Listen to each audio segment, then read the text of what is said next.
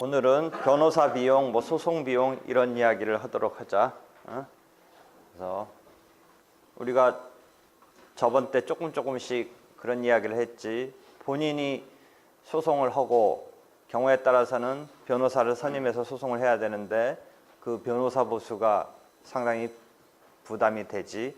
본인의 입장에서는 변호사를 자기가 돈을 들이지 않고 도움을 받을 수 있다면 마다하지는 않겠지. 그런데 변호사를 이용해서 선임해서 소송을 함에 있어서는 그 비용 때문에 못 그러는 거겠지. 그 다음에 소송을 함에 있어서는 변호사 보수 이외에도 여러 가지 비용이 들어.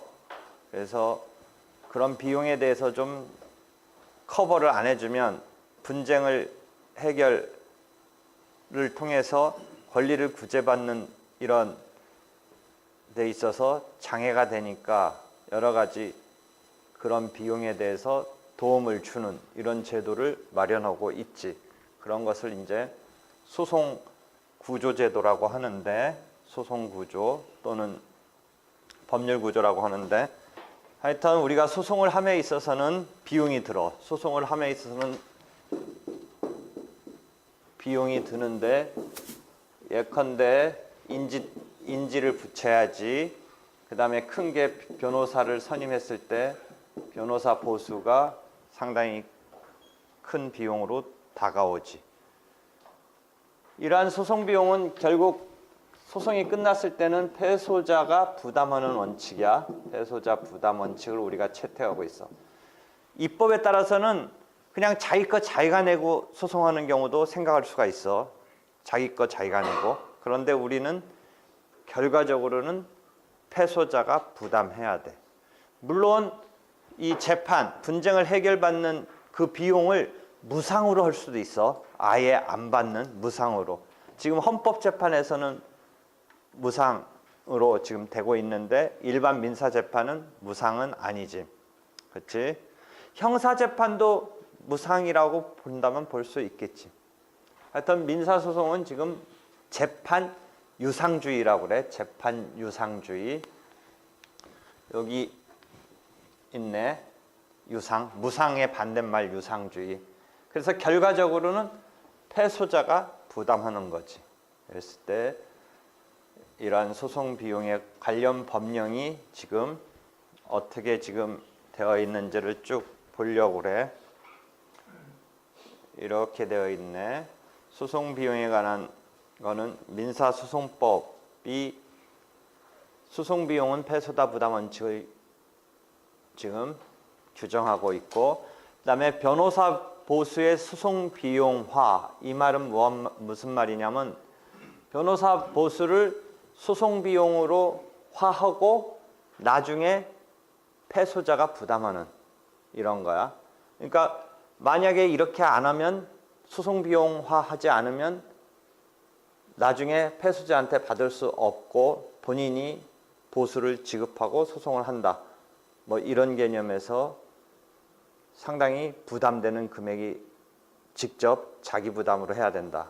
인데 일단은 자기가 부담을 선임을 해서 하는 것이지만 나중에 자기가 승소했을 때는 패소자로부터 받을 수 있다 이거지. 다만 저번에도 계속 설명했듯이 자기가 부담한 비용, 즉 변호사를 선임한 500만 원이면 500만 원, 1000만 원이면 1000만 원이 다 소송 비용으로 돼서 패소자한테 받는 게 아니라 이 변호사 보수의 소송 비용 산입에 관한 규칙에서 일정한 그 소송 다툼의 내용에 따라서 비율상 얼마로 책정돼서 그것이 패소자가 부담하는 틀을 갖고 있다라는 거지. 그 다음에 비용을 예납해야 된다. 이런 거지. 그 다음에 나중에 이 소송 비용에 있어서 확정 절차가 있다라는 거지. 확정 절차. 그 말은 어디서 한번 나왔냐면 우리가 소송 비용은 피고가 부담한다라고 원고가 소장에 쓰고 나중에 승패에 따라서 판결문에 소송 비용은 만약에 원고가 주장한 게 다 받아들여지면 피고가 부담한다로 될 것이고, 한편 답변서에 피고 입장에서는 답변 취지로 소송 비용은 원고가 부담한다라고 답변 취지를 썼는데, 분쟁의 다툼의 결과 판결문에서 예컨대 뭐 승부가 한 50%만 인정됐다라고 한다면 소송 비용은 이분하여 1은 피고가 부담하고 나머지 1은 원고가 부담한다. 이런 식으로 딱 정확한 금액으로 하는 게 아니고, 지금 실무상은 뭐 소송 비용은 3분하여 해서 대충 원고가 청구한 다툼의 내용에 따른 결과로서의 승패의 어떤 비율 정도를 대충 계산해서 예컨대 3분하여 2는 피고가, 나머지 1은 원고가 부담한다. 예컨대 10분하여 10개로 쪼개서 뭐 한 9는 피고가 부담하고 나머지 1은 원고가 부담한다. 한 그런 경우라면 거의 피고가 9 부담한다는 것은 한 90% 정도, 거의 원고가 이겼는데 조금 진 거, 뭐 이런 등등해서 그렇게 판결문에 나와. 그러면 이제 그 금액을 실제 원고든 피고든 지출한 금액을 법원에 이제 신청을 해서 그것을 확정하는 절차에 따라서 구체적인 금액이 정해지는 거야. 그래서 이 소송 비용의 확정 절차가 마련되어 있는데, 역시 민사소송법에서 그것을 규율하고 있어. 한편 민사소송비용법에 가서는 소송비용의 범위 등에 대해서 규율하고 있지. 그래서 뭐 증인의 여비는 어떻게 된다, 이런 거는 지금 민사소송법에 있는 게 아니고 민사소송비용법 속에서 어떻게 계산하는 법 등이 나와 있어. 그 다음에 처음에 그 법원의 소송을 이용하는 수수료에 해당하는 인지에 대해서는 민사소송 등 인지법에서 인지대를 규율하고 있어. 그래서 이 비용에 관한, 소송 비용에 관한 법규의 구조는 이렇게 되어 있어. 이해되겠죠? 그런데 실제 그럼 재밌게 한번 보기 위해서, 가장 최근 사건은 아닌데 뭔가 이런 것을 설명하기 위해서 사건이 하나, 내가 지난 학기에 수업에서는 교과서에 실어놨던 것인데 약간 재미있달까 황당한 사건이 있었어. 이건 2007년도 사건인데, 한보그룹이라고 대개 한 막 10위권의 그룹이 하나 있었다가 완전 부실 운영으로 쫄딱 망한 막 그런 그룹이 있었어. 여러분이 뉴스에서 한두 번 봤었을 수도 있는데, 근데 이 사람이 쫄딱 망했어. 쫄딱 망해가지고 지금 무슨 소송을 냈냐면, 자기한테 돈 받을 자 상대로 채무 부존재 확인 소송을 냈어. 채무 부존재 확인 소송.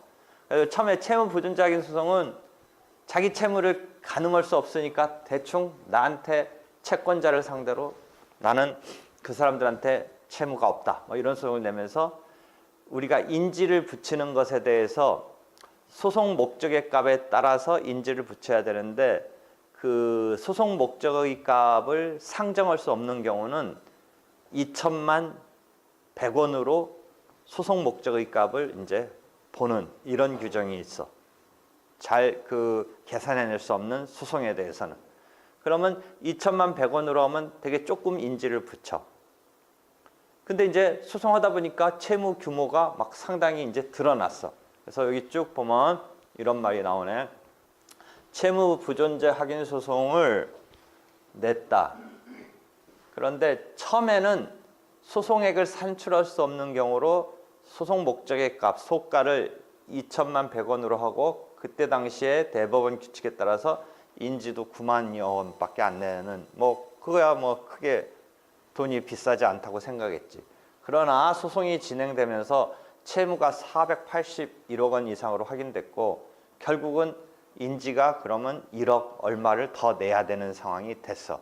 그러니까 이 사람이 소송 구조를 신청을 했어. 인지를 낼 지금 돈이 없다라고 그래서. 그래서 우리가 소송 구조는 이런 비용을 낼 수가 없으니까 소송 구조 신청을 할 수 있는 게 아까 민사소송법에 128조 등에 있어. 법원의 소송 구조. 여러분이 이 소송구조에는 법원에 하는 소송구조 말고 또 흔히 들어봤을 거야. 법률구조공단이라는 게 있어. 아예 이런 재단이 있어. 그러니까 소송구조는 크게 이원화해서 본다면 법원에 소송구조 신청을 하는 경우가 있을 수 있고, 그다음에 대한법률구조공단 찾아가서 나 좀 법률적으로 서포팅 해달라 뭐 이런 게 있어.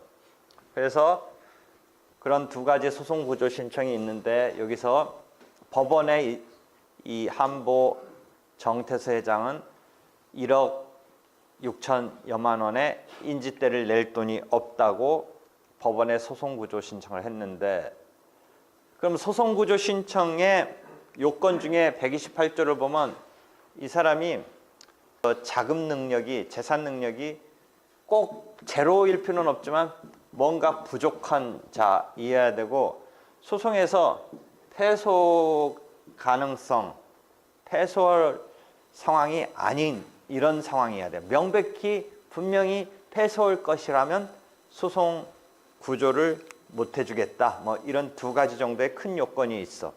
그러니까 이 재산이 좀 부족하고 소송에서는 완전히 깨질 것 같지 않는 이런 정도 상황에서 신청을 이제 받아주느냐의 요건이 되는데, 이 경우는 1심에서도 신청을 안 받아줬고, 그 다음에 그것에 대해서 또 항고를 했는데 또 기각했다.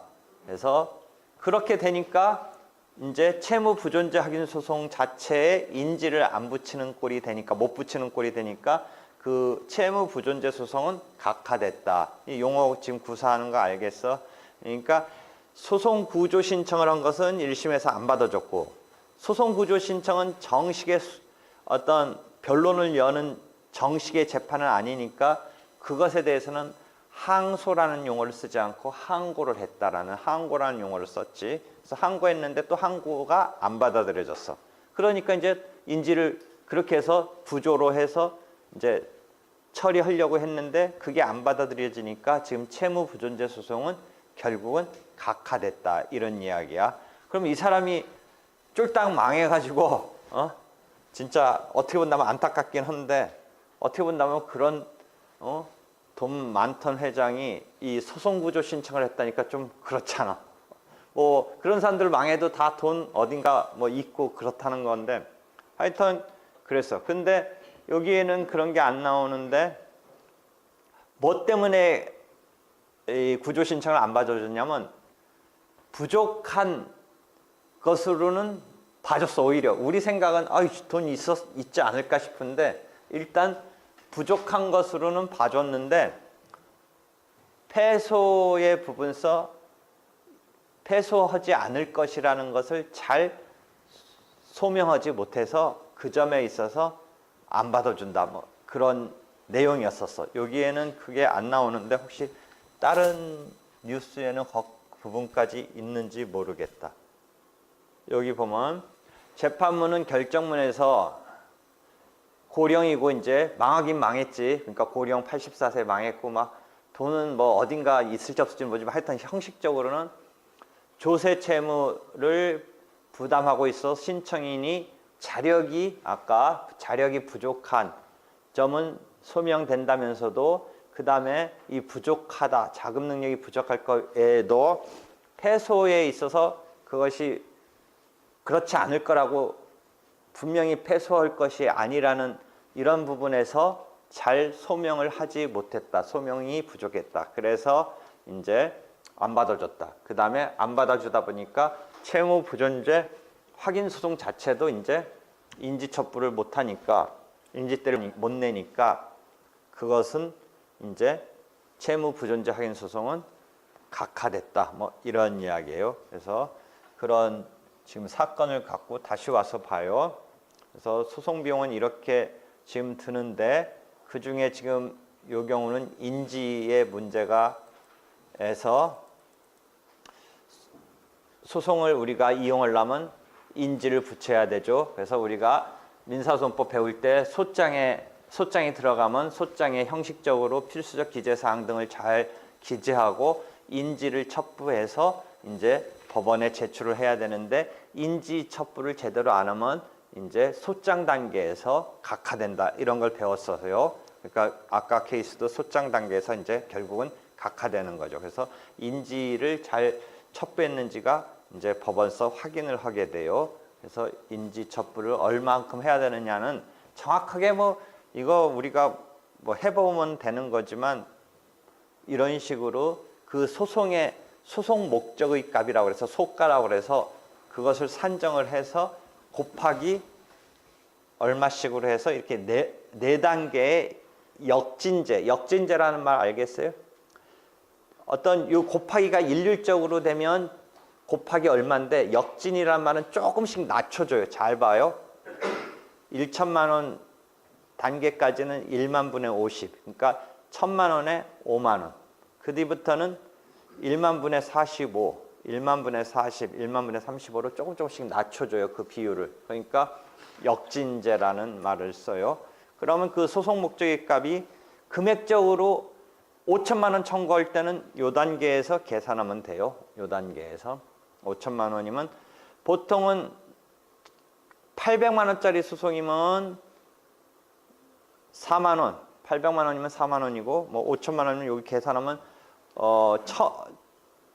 1000분의 5, 1만 분의 45, 그러니까 1만 분의 50보다는 조금 낮춰졌죠. 이 플러스 5천 원은 여기에서 지금 100만 원에 해당하는 거에 해당하는 5천 원 플러스 그 위 단계에서는 조금 줄어드니까 계산 방식은 이런 건데 요 계산 방식이 어렵게 표현됐지만 하여튼 조금씩 낮춰진다 이런 거예요.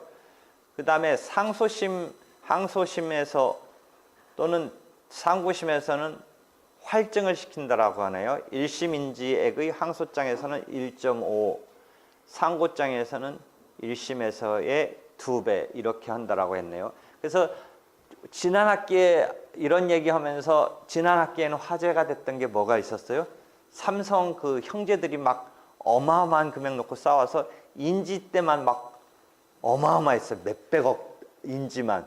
그래가지고 그 형이 졌잖아요. 결국은 이맹이라는 그 형이 졌는데 항소할 때 억울하다고 항소하는데 항소심에서는 이제 1심에 몇백억에 해당하는 그것에 1.5배를 붙여야 되니까 이게 1심에서 졌고 심정적으로는 막 싸우고 싶은데 워낙 이 금액이 커지는 거예요.